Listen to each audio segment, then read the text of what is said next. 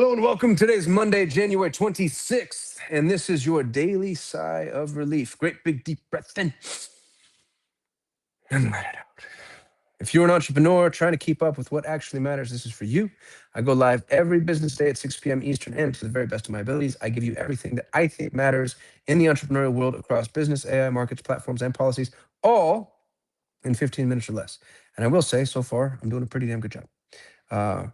For the most part. Every now and then I go a little bit overtime, and sometimes I've been late, but I'm doing my best. Forgive me. If we haven't met, my name is Kasim. I'm a welfare baby turned self-made multimillionaire, and I help entrepreneurs like you who already have a real business but want clearer steps, better tools, and smarter ways to grow in a post-AI world. And all of my content is and always will be free. My goal in life is to help you achieve your definition of freedom. You can get the Daily Sigh delivered directly to your inbox by going to dailysigh.ai. Let's dive right in. First story is an old story, but we have new updates. Apple and Google have redrawn the AI boundaries with the Gemini Siri partnership. Y'all, this is huge for Google.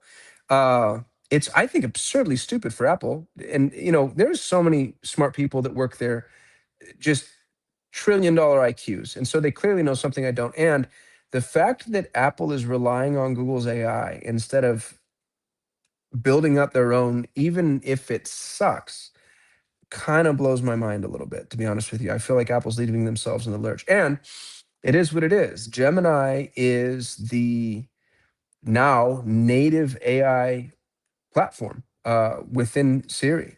Apple is outsourcing core AI intelligence signals to Google. This reduces differentiation at the assistant layer and shifts leverage towards ecosystem control and distribution. That's from their press release. I don't know what any of that means. That feels like gobbledygook. I think what we're going to see, though, is I've already been really long on Google. If you've been following me at all, you know that.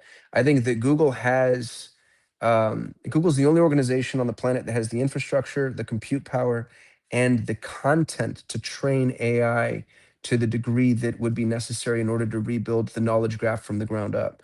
And Apple giving Google all iOS users further cements that opinion, because the iOS user base is the most profitable user base in the Western world. And so this is a really interesting strategic partnership, and we'll see how it plays out for both of them. Next story. This comes from business.com. Small business quietly embed AI across core operations. Y'all, this article is really worth reading. Go look at the title of the article is AI Usage SMB and Workplace Study.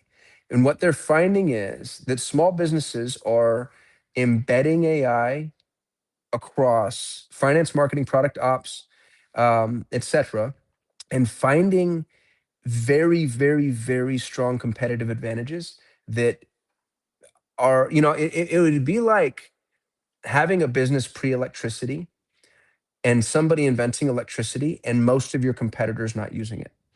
That's, the gist of the article right now is the competitive advantage that people are seeing is it's difficult to calculate. So if you're in the SMB space, you're in an arms race. If you're not in the SMB space, I don't know why you're watching. If you're looking for the next big opportunity, this is it. It's AI enablement for SMBs. If you wanted to start a business tomorrow, or your business is collapsing in on itself, AI enablement for SMBs, I think, is going to keep you busy for the next 3 to 5 years, because every business on the planet, from concrete repavers to landscapers to you name them, is in an arms race, and many of them don't even know yet. And the first ones to market are going to be the ones that win. AI is going to enable a level of scale that most of these businesses don't realize is possible. So I just think there's a lot to pay attention to. If you don't know where to start small. AI happens ground up. Start small. As an example of starting small, next story. Intuit Assist becomes the default AI operating layer for SMB finance. Y'all, if you haven't played with Intuit Assist, it's cool. Intuit has an AI-driven assistant that lives on all of its properties. So across QuickBooks and Intuit's tax system and MailChimp and anything that is an Intuit property has the same agentic AI utility available to you to play with. And it cross-pollinates information. What's scary and cool about this as a small business owner is, number one, this replaces parts of an entire industry in terms of financial assistance. It's also agentic, which is really cool. If you don't know what agentic means, by the way, it means it does stuff in the background, is the way that I'm going to summarize that. It's an agent. You can ask it to go do things, it'll go do stuff and then come back for you. Agentic AI is here. Intuit Assist is a really good example. Financial workflows are moving into background automation instead of active management from the article. Founders can delay finance hires longer by collapsing tooling into a single system. Cash flow visibility is becoming table stakes rather than a strategic edge. This is really, really cool. So if you're a small business owner and you haven't played with Intuit Assist, make it happen, y'all, because this is one that I think is really worth looking at. It's going to save you time, make you money. And to be honest with you, chances are you might be paying somebody to do this that you won't necessarily need anymore. Couple notes, a few smaller stories. PayPal acquires Symbio to advance their AI payments strategy. The reason I think this is important is because moves like this mirror Stripe's AI integration capabilities. What that means is we're going to start seeing agentic commerce, meaning you're going to say, hey, ChatGPT, order me 30 AA batteries, or, my kid has a recital at school, get me a size 10 khaki pants or whatever. And instead of giving you options, it's just going to order it. In order to do that, we need AI payment gateways. Stripe already launched one, PayPal's building one. And when we have AI payment gateways, as small business owners, especially merchants, you're going to have to start appealing to AI in a way that we don't know how to do yet. So pay very, very, very close attention to that. If you want to go to school on it, I wrote a book called The AEO Blueprint. It's yours free. Just go to aeo.co. You're welcome. Executive order restricts state-level AI regulation. This is interesting. So a federal consolidation of AI rules reduces compliance chaos for multi-state operators. This is really, really cool, especially if you're in communist Florida or California. I think that this is going to be really helpful for SMBs because it's hard to pay attention to what everybody wants and needs from a state-driven perspective. And the fact that the federal government is basically saying, hey, we're all going to get on the same page, if you're in the US, is really, really helpful. US crypto bill advances to protect digital assets. I think that we're going to, with agentic commerce, start seeing actual crypto-based commerce at scale, which if you're a merchant, again, make sure that you're equipped to accept this. And to be honest with you, sometimes that's an option inside of your payment processor.